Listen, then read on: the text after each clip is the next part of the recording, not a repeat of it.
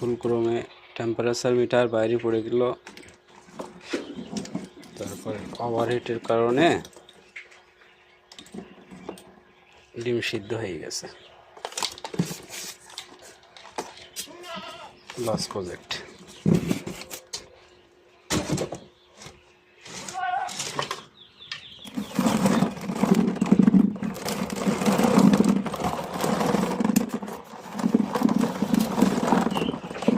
ডিম সব সিদ্ধ হয়ে গেছে।